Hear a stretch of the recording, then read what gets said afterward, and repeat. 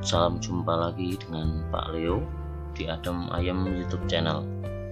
Pada kesempatan hari ini kita akan melaksanakan kegiatan pembelajaran kembali. Kali ini kita menginjak pada tematik 4C, subtema 3, pembelajaran ketiga. Manfaat bunga. Tujuan pembelajaran kita, anak-anak mampu menceritakan pengalaman ketika melakukan wawancara secara lisan, melaporkan hasil wawancara dengan menggunakan kosakata baku dan kalimat efektif dalam bentuk teks tertulis, dan anak-anak mampu menjelaskan fungsi bagian bunga. Pendidikan karakter yang kita kembangkan adalah rasa ingin tahu, berusaha mencari sesuatu yang baru. Manfaat bunga. Kalian telah mengetahui bagian-bagian dari bunga. Sekarang kita akan mencari informasi tentang manfaat bunga melalui wawancara. Agar dapat melakukan wawancara dengan baik, mari kita melihat contoh wawancara yang akan dilakukan Melati untuk mengetahui manfaat bunga. Kita akan bernyanyi dahulu lagu ke desa. Syairnya, aku senang pergi ke desa, pemandangan indah mempesona, Pak Tani pergi ke sawahnya, menggiring kerbau dan sapinya. Lagunya nada dasar Do sama dengan C, irama 4/4. Pada lagu di atas, mengapa aku merasa senang? Aku merasa senang karena pergi ke desa. Bagaimana pemandangan di desa? Pemandangan di desa indah mempesona. Siapa yang pergi ke sawah? Yang pergi ke sawah adalah Pak Tani. Apa yang dilakukan Pak Tani? Yang dilakukan Pak Tani adalah menggiring kerbau dan sapi. Melati dan teman-temannya sekelas sedang melakukan kegiatan studi lapangan. Ketika studi lapangan, Melati melakukan wawancara dengan narasumber. Inilah wawancara yang dilakukan oleh Melati kepada Pak Hirman Subagio sebagai narasumber. Permisi Pak, selamat siang Pak. Selamat siang Nak.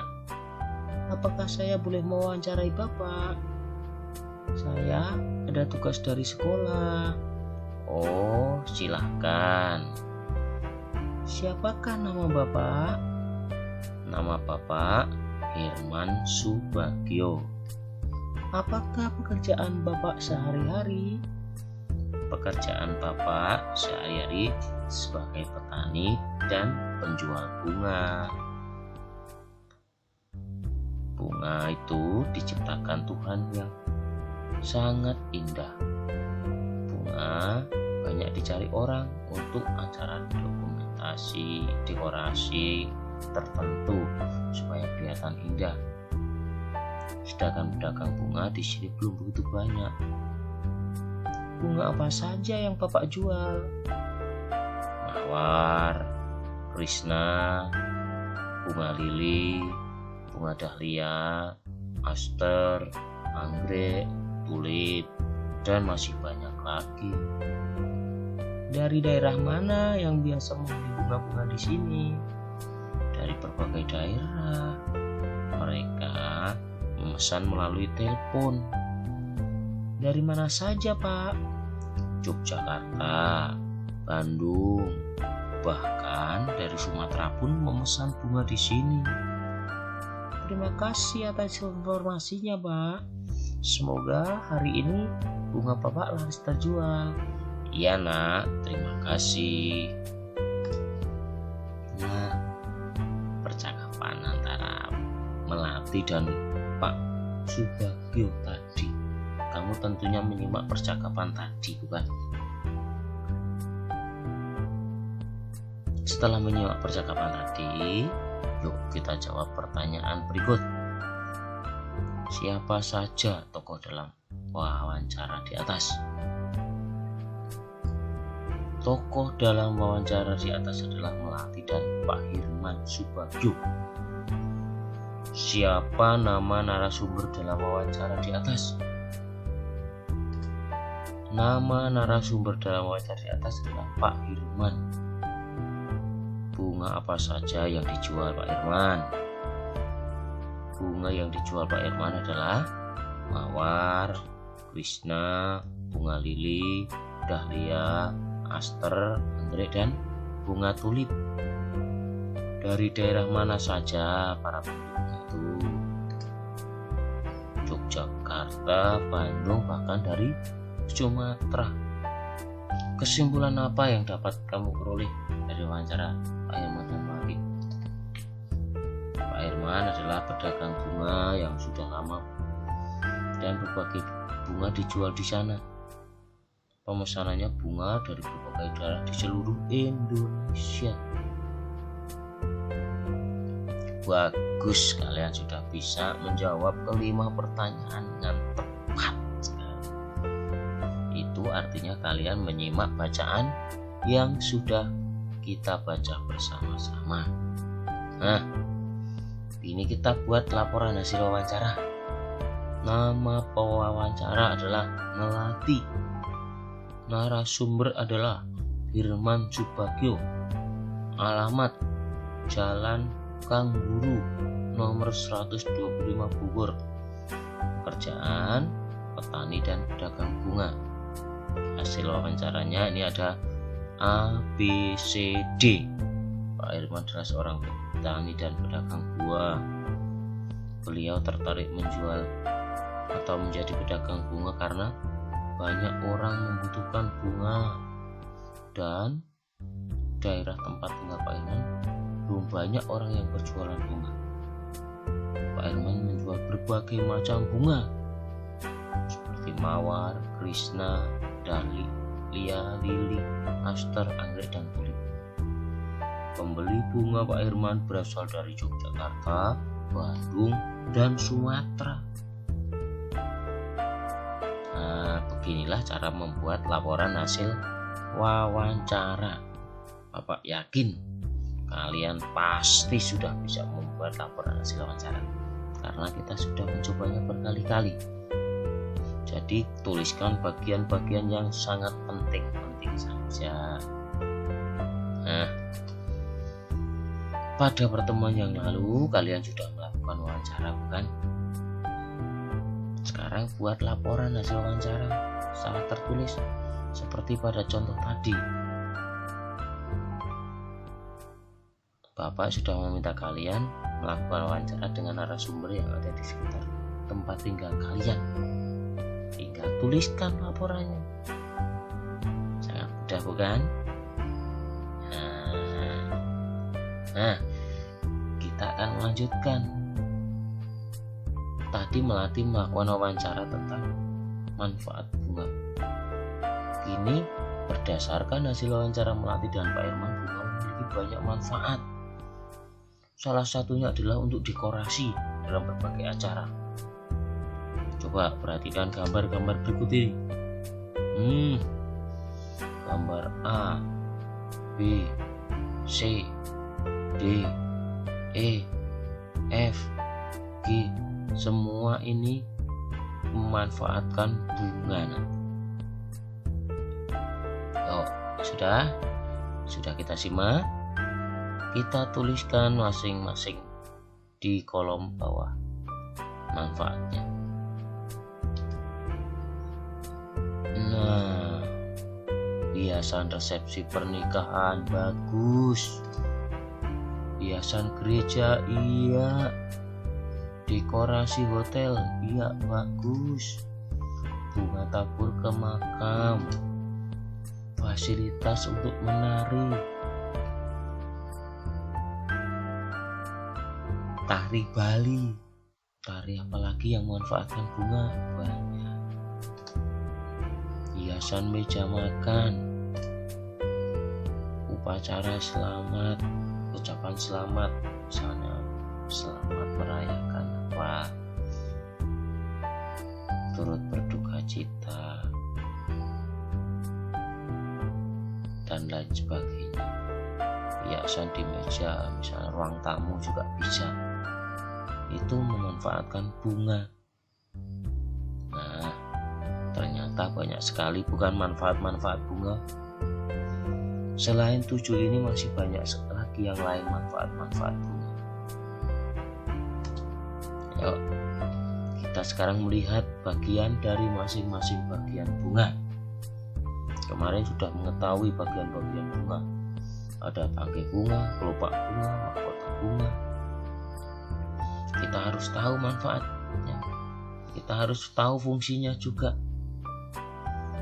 Tangkai bunga. Tangkai bunga adalah bagian bunga yang terdapat di bagian bawah bunga. Fungsinya sebagai penghubung antara bunga dengan ranting. Tangkai bunga berfungsi sebagai penopang bunga. Kelopak bunga. Kelopak bunga adalah bagian bunga yang melindungi dan menyelimuti mahkota bunga pada saat bunga masih kuncup. Fungsi dari kelopak bunga adalah melindungi mahkota bunga ketika kuncup dan akan terbuka jika mahkota bunga mekar. Biasanya warna dan bentuk kelopak bunga menyerupai daun. Mahkota bunga adalah bagian bunga yang paling indah, yang memiliki beraneka ragam warna yang menarik. Mahkota bunga disebut sebagai perhiasan bunga. Warna-warna mahkota bunga yang menarik itu dapat memikat serangga-serangga. Serangga sangat bermanfaat untuk proses penyerbukan bunga. Benang sari adalah alat kelamin jantan sebagai alat perkembangbiakan bunga. Benang sari terdiri atas kepala sari, serbuk sari, tangkai sari, dan penunjang kepala sari. Fungsi benang sari adalah sebagai alat kelamin jantan. Putik. Putik adalah bagian alat perkembangbiakan bunga, yakni alat kelamin betina. Pada putik terdapat bakal bunga dan bakal biji. Putik berada di tengah-tengah bagian bunga yang dikelilingi oleh benang sari. Putik terdiri atas 2 bagian, yakni kepala putik dan tangkai putik. Nah, ternyata bagian-bagian bunga itu juga memiliki fungsi masing-masing. Kalian harus memahami masing-masing fungsi dari bagian-bagian bunga tersebut. Kita isikan nih.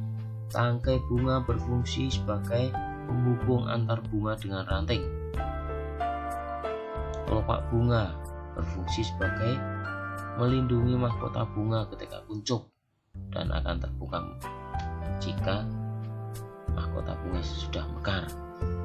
Mahkota bunga berfungsi sebagai perhiasan bunga untuk mengikat serangga. Benang sari sebagai alat kelamin jantan. Putik sebagai alat perkembangbiakan atau alat kelamin betina pada bunga. Nah, kita tiba saatnya pada sekarang aku tahu rangkuman seluruh kegiatan pembelajaran hari ini. Kita rangkum menjadi beberapa hal, antara lain manfaat bunga dalam kehidupan sehari-hari untuk dekorasi pesta pernikahan, dekorasi upacara keagamaan, hiasan tarian daerah, karangan bunga sebagai bunga tabur di makam.